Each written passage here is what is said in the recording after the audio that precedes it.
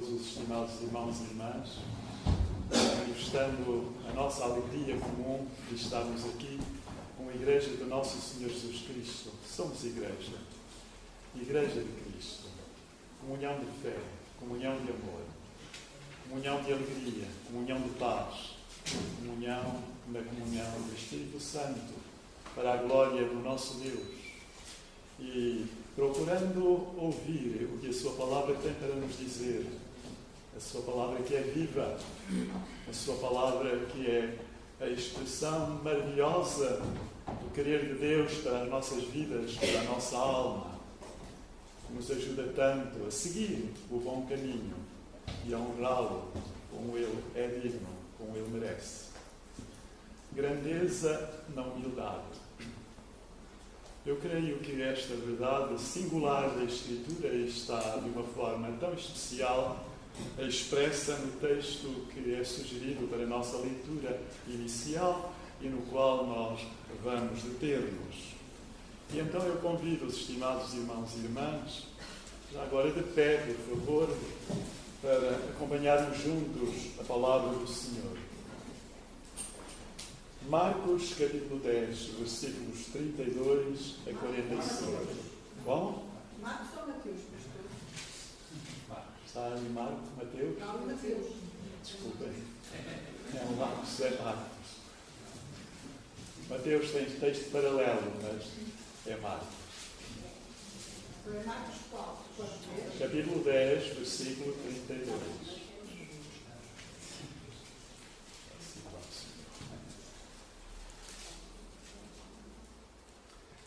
E diz assim a palavra do Senhor em Marcos 10, versículo 32 e seguintes.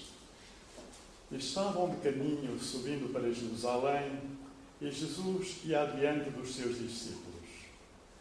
Estes se admiravam e o seguiam tomados de apreensões.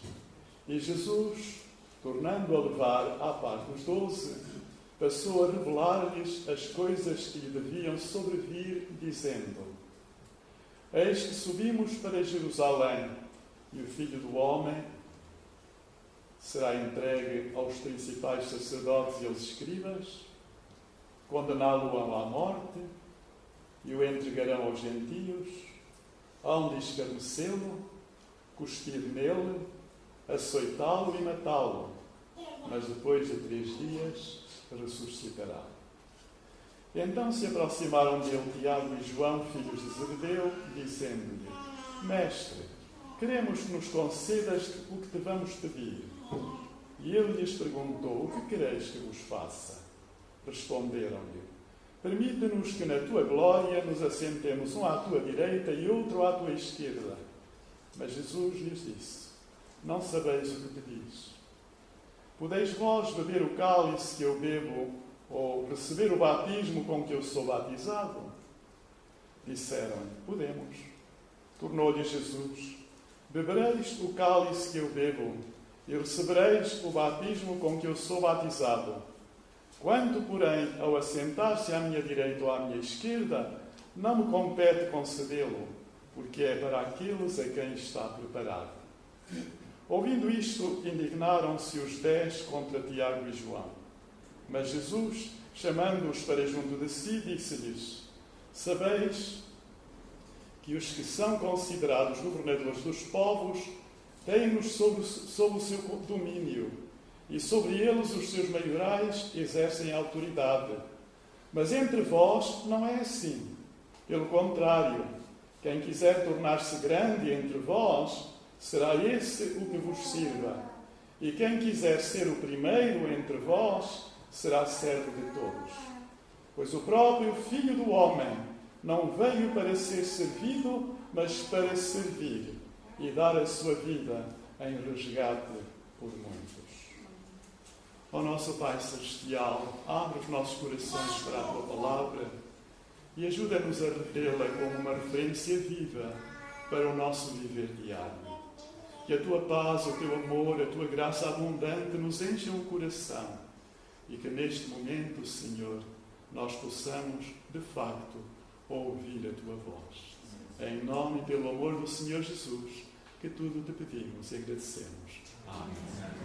Tem vontade de sentar, estimados irmãos.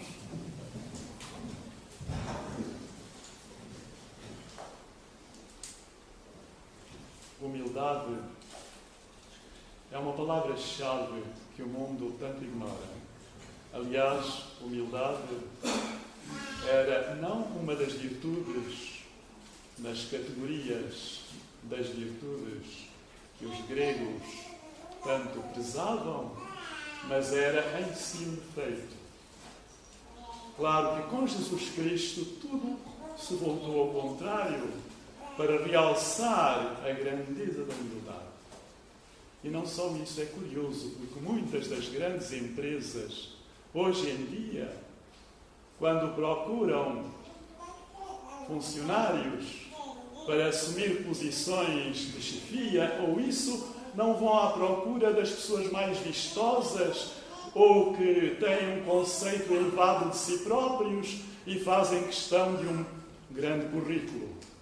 Mas vão, acima de tudo, à procura daqueles que sabem reconhecer as suas limitações, que são capazes de ouvir e de, ouvindo, compreender e, compreendendo, dirigir e orientar e levar por diante a empresa até ao mais longe possível.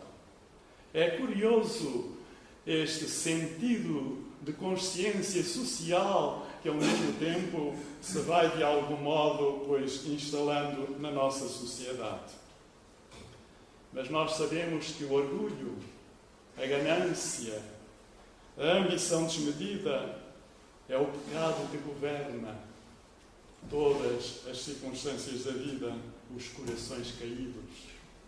Nós sabemos que esta ênfase bíblica tem muito a ver com o cerne de todas as questões, porque afinal foi pela via do orgulho e da ganância, foi pela via da ambição desmedida que o primeiro casal caiu, que o pecado entrou no mundo e se foi multiplicando ao longo de séculos e milénios até aos nossos dias.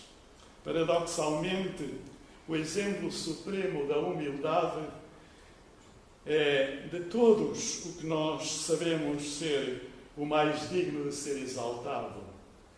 E esta figura sacrossanta é o nosso Senhor Jesus Cristo. Há pouco estava diante de todos nós aquele versículo de Filipenses. Ele humilhou-se a si mesmo, tomando a forma de homem, e achado na forma de homem, esvaziou-se a si mesmo e dos seus próprios pergaminhos e direitos, para se fazer como um escravo ao serviço de todos.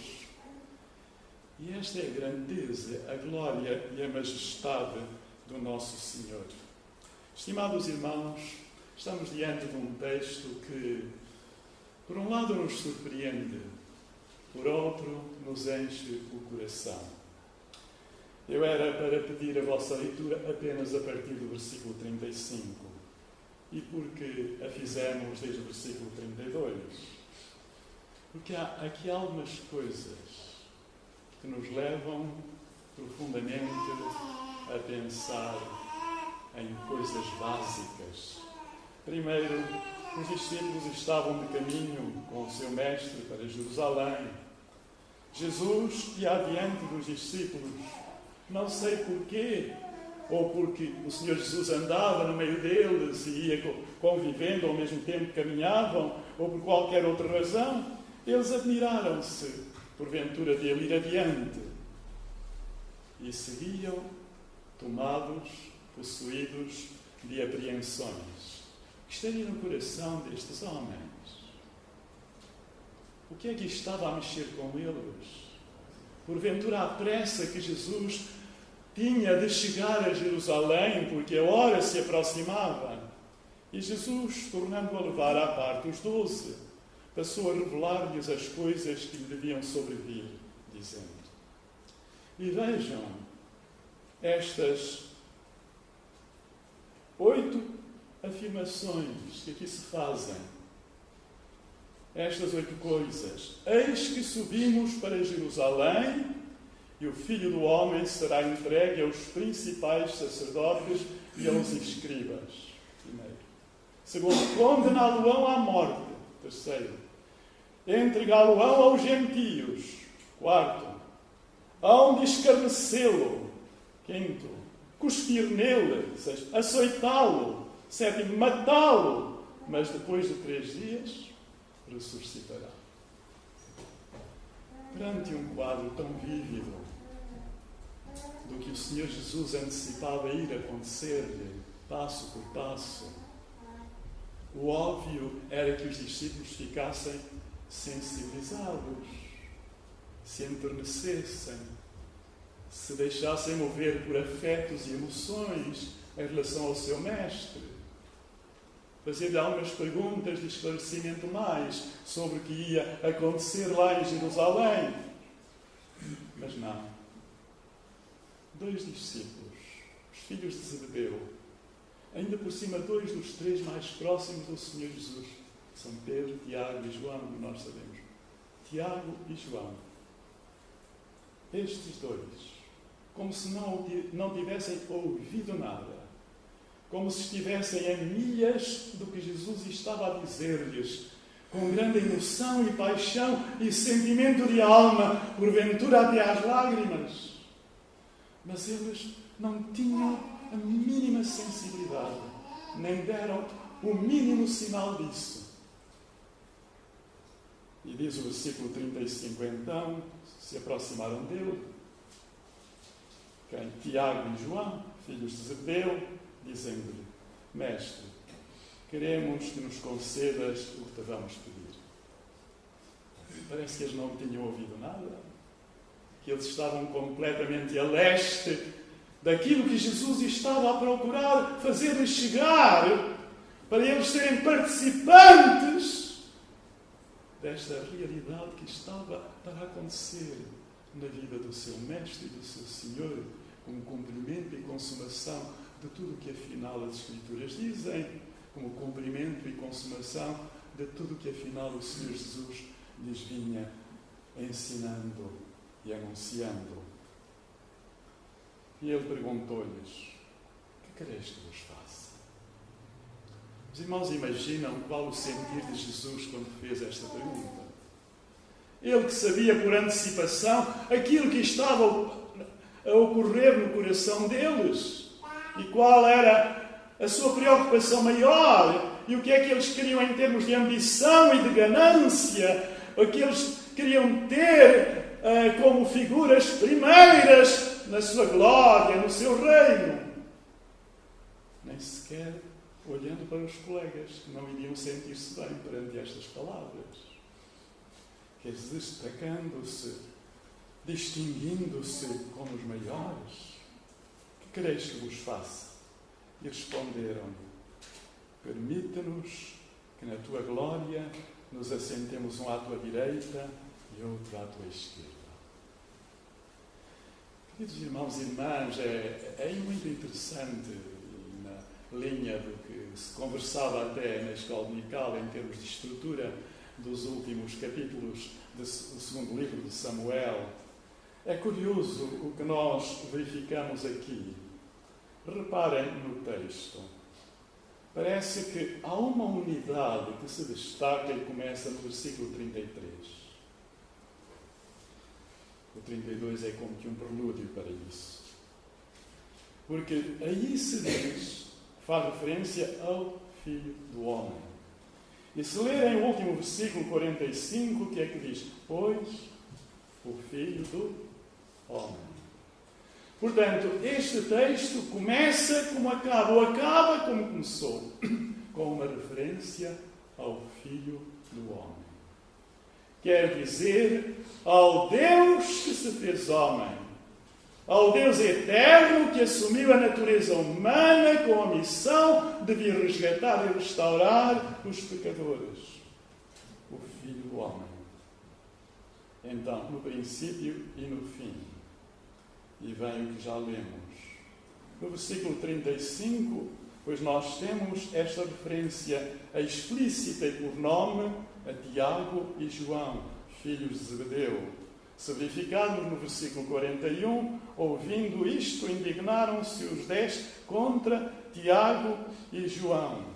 E aí, naturalmente, o Senhor Jesus entra e diz, chamando-os para junto de si outra vez: sabeis que os que são considerados governadores dos povos têm-nos sob o seu domínio e sobre eles os seus maiorais exercem autoridade, mas entre vós não é assim. Pelo contrário, quem quiser tornar-se grande entre vós, será esse o que vos sirva.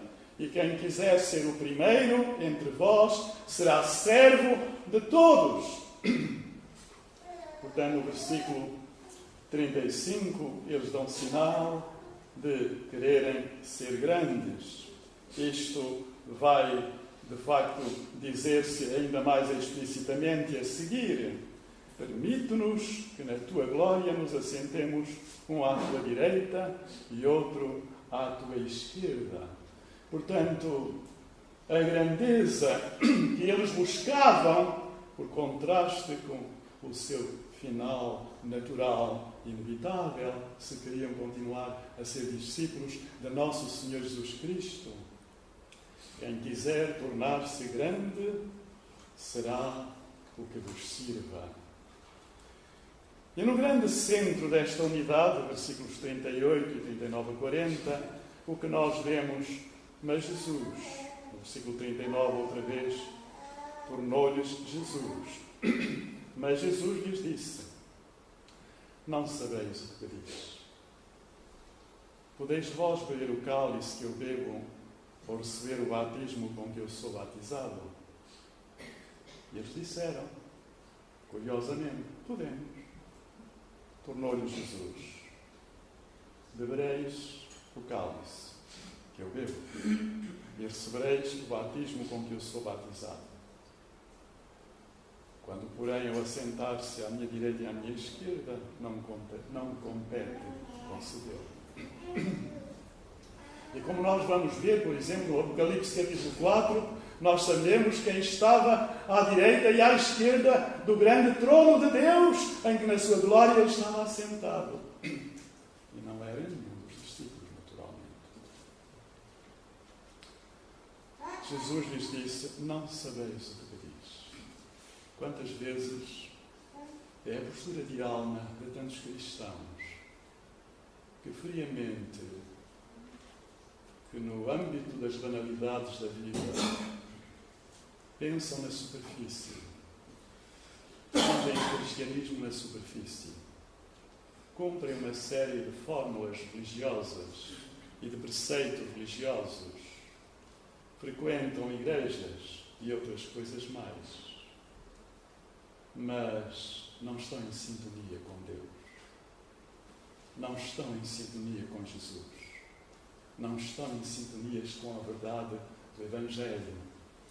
Vivem à sua maneira fórmulas de cristianismo anónimo, que não têm qualquer sentido ou qualquer sabor, mas não entenderam ainda qual é a essência do verdadeiro cristianismo, da verdadeira fé, do verdadeiro Evangelho. E, queridos irmãos, é o que o Senhor Jesus aqui, neste grande centro, na unidade deste texto, quer assinalar: não sabeis o que pedis. Podeis vós beber o cálice que eu bebo. E aqui, naturalmente, que se trata de uma referência implícita à ceia do Senhor. Podereis vós beber o cálice que eu estou a beber. Quando nós nos rodeamos em torno da mesa do Senhor e preparamos para participar do pão e do cálice, estamos a participar de um ato, mas um ato que significa e representa um processo, uma continuidade de vida. Podeis vós beber o cálice que eu estou a beber. O indicativo, o presente indicativo é linear. Na língua original aqui, ainda mais do que no português, é linear, é durativo, que eu bebo. Quer dizer, não é um momento presente, ponto final, mas pressupõe todo o processo passado e tudo o que daí continua a ser, que eu estou, ato contínuo, a beber. E o mesmo diz a seguir: e receber o batismo como que eu sou batizado, como que eu estou a ser batizado. E talvez a partir daqui nós compreendamos até um pouco melhor porque é que Jesus, sendo santo, sendo Deus, não tendo pecado, não precisando se arrepender de nada, ele fez questão de ser batizado por João Batista. Porquê? Deixa. João Batista resistiu. Eu é que preciso ser batizado por ti, vens tu a mim. E Jesus diz: deixa, por agora, para que se cumpra toda a justiça. Que justiça? Para que se cumpra todo o plano de Deus que visa a justificação do pecador. E sendo assim, nós entendemos, e este versículo deixa isso muito bem claro, que o batismo é mais do que um ato de imersão nas águas, em testemunho da fé. O batismo é um processo de vida. Quer dizer, Jesus foi batizado e foi precisamente a coincidir com o início do seu ministério. O Espírito Santo desceu sobre ele quando ele saiu das águas, como pomba, e a voz de Deus se fez soar, dizendo: este é o meu Filho amado, em que eu tenho todo o meu prazer. E logo Jesus foi tentado pelo diabo, que o quis impedir de dar o primeiro passo na realização do seu ministério redentor. Jesus Cristo entrou no mundo da nossa vida, dando um sinal claro. Foi mergulhado na água. Foi mergulhado na água. Como que significando, foi mergulhado na vida dos humanos para salvá-los. Ele foi batizado no início do seu ministério. Aqui está praticamente no fim, e ele continua a dizer: receber o batismo como que eu estou a ser batizado. A sua vida, desde o princípio ao fim, foi um constante batismo. Foi uma imersão total na vida dos humanos, na vida de cada um de nós, para salvar-nos. O que significa na ordem inversa. E era isso também que os discípulos pareciam não entenderem minimamente. É que quando nós somos batizados na água, eles tinham sido batizados. Mas Jesus diz: podeis vós receber o batismo com que eu estou a ser batizado. Podeis vós mergulhar na minha vida e permanecer imersos em mim, para viverdes a vida cristã autêntica e sublimardes o Evangelho que recebeis, a fim de o comunicardes com poder aos outros. O que pode significar também isto? Se o batismo para Cristo foi o sinal que Ele deu de entrada na vida dos homens para os salvar, e permaneceu imerso na vida dos homens como um ser humano puro, embora Deus, eterno em simultâneo, mas não fazendo uso dos seus atributos de divindade enquanto humano. E depois chegou ao clímax da cruz. E o cálice é consumadamente bebido quando o seu sangue se derrama e a sua agonia, a agonia que representa os pecados da humanidade toda, lhe entram pela alma adentro, lhe entram pelas veias, pela vida adentro, que tudo se perturba e transtorna por dentro, ao ponto de o soldado lhe abrir o lado e sair água misturada com sangue. É a ruptura total de uma vida ao serviço total da humanidade para a redimir e salvar e resgatar. E, queridos irmãos, sendo assim, o nosso batismo na água é o ato simbólico de imersão na vida de Cristo, para passarmos a viver nele e com ele. Está em mim, permanecei em mim e eu em vós. E assim, só assim, sereis o quê? meus discípulos. Queridos irmãos, isso significa que batismo não é apenas um ato de imersão nas águas batismais.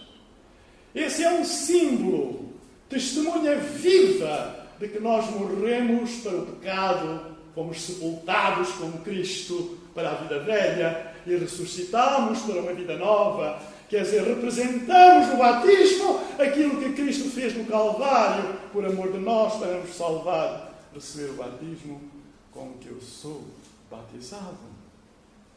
Eles disseram, podemos. E Jesus admite. Sim, podereis beber o cálice que eu bebo. Receber o batismo com que eu sou batizado. Tiago foi decapitado por Herodes Agripa I, capítulo 12, primeira parte de Atos dos Apóstolos. João, tudo indica que também foi martirizado.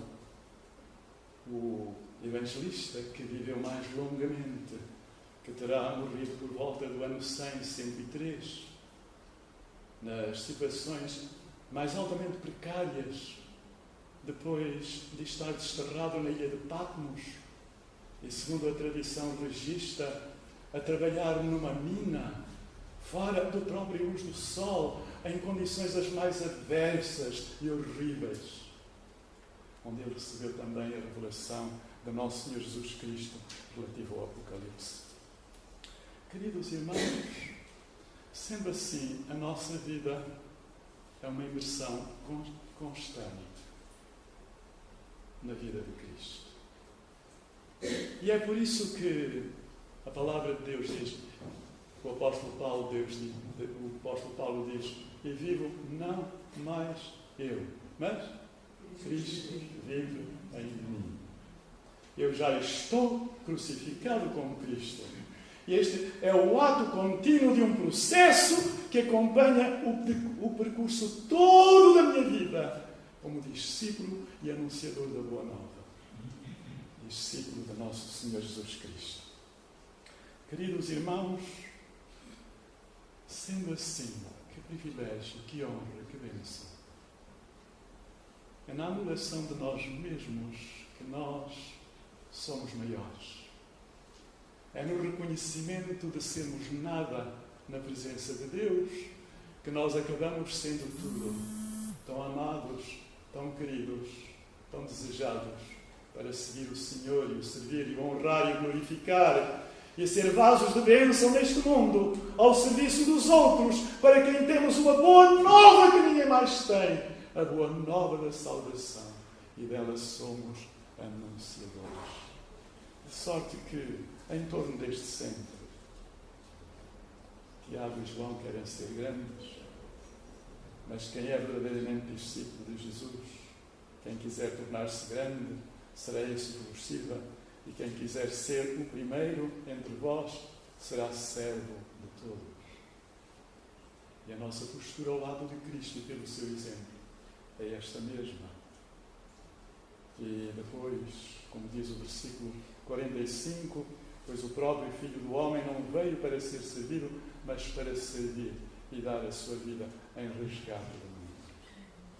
Ele é o exemplo sublime da verdadeira grandeza, a quem haveremos permanentemente de agarrar-nos, dar a sua vida em resgate de muitos. E como diz o início do nosso texto, desta forma, sendo entregue pelos religiosos do seu tempo, sendo condenado à morte, entregue aos gentios, que o escarneceram, cuspiram nele, o açoitaram, o mataram. Mas a vitória vem a seguir. Depois ressuscitará. E ressuscitou. E nós já ressuscitamos com Cristo. E somos novas criaturas. E se alguém está em Cristo, é uma nova criatura. As coisas velhas já passaram. Eis que tudo se fez novo. E nós aqui estamos, como discípulos de Jesus.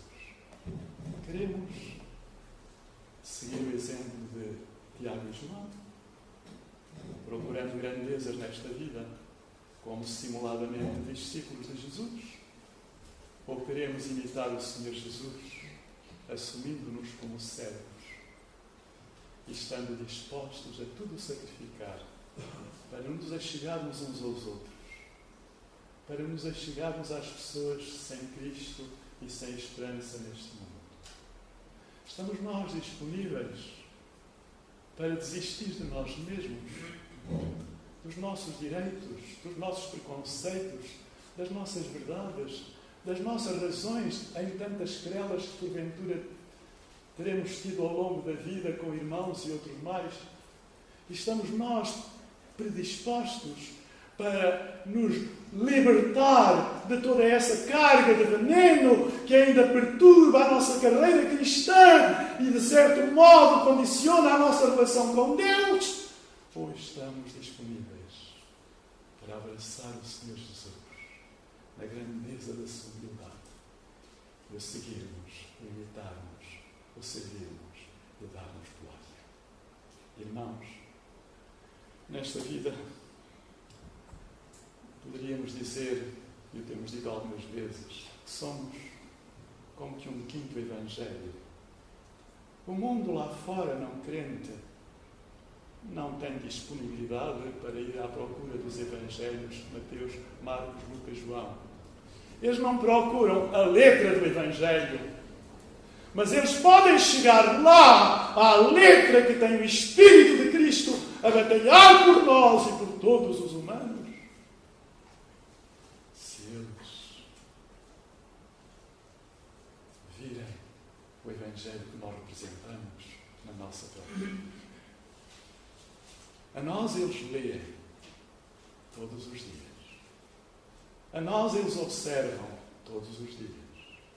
Um num lado, outro no outro, outro no outro. Mas nós estamos expostos ao mundo. A um mundo incrédulo, a um mundo rebelde, a um mundo sem sentido, a um mundo sem o temor de Deus, a um mundo perdido e desgraçadamente desgarrado dos caminhos de Deus. E nós aí estamos espalhados por este mundo, nas várias áreas sociais do nosso labor, do nosso lazer, do nosso viver diário. E aí nós somos um quinto evangelho. Esse, a partir do qual as pessoas podem ter desejo de chegar aos evangelhos que reproduzem a vida e obra do Senhor Jesus e o seu plano redentor. Mas por algum lado têm de começar. E somos nós que estamos lá, com um quinto evangelho, reproduzindo com a nossa vida a graça gloriosa do Senhor Jesus. Isto é fácil? Não é. É possível? Também não é, humanamente falando. Mas com o socorro, a ajuda, o amparo e a graça divinas, nós somos mais do que vencedores.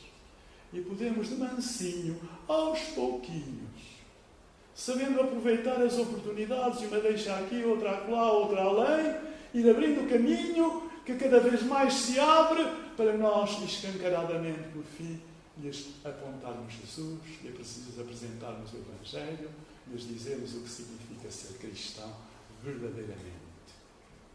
E, queridos irmãos, vamos participar da ceia do Senhor e vamos recordar tudo isto. O cálice que Jesus bebeu, o cálice da agonia, da cruz, o batismo em que ele se imergiu até à morte, em que ele se deu por completo, esvaziando-se de si mesmo por amor de nós, para nos salvar e nos dar a vida eterna. Que bênção estarmos aqui. Que bênção é sermos igreja de Jesus. Que bênção é podermos sentirmos parte de um corpo espiritual que é o corpo de Cristo. Que bênção é nós termos comunhão de fé e de amor e de graça divina, como disse no princípio. Que bênção, irmãos, é nós sermos um no Senhor. Um no Senhor. E que o Senhor nos ajude a permanecer sendo um, ajudando-nos, amando-nos, querendo-nos mais e mais uns aos outros, trabalhando juntos e unidos para nos abraçar na fé e para crescer unidos e vencer tudo o que possa de contradição e estar interposto no nosso caminho porque o adversário não dói. Que Deus nos conceda a graça de saber chegar ao ponto que paradigmaticamente Cristo revelou ser. Servos uns dos outros. Destituindo-nos ou esvaziando-nos dos nossos pergaminhos, para nos abraçarmos mutuamente e permanecermos abraçados no Senhor, até que a glória chegue e o lugar que nos está reservado seja preenchido. Glória a Deus. Bênçãos sobre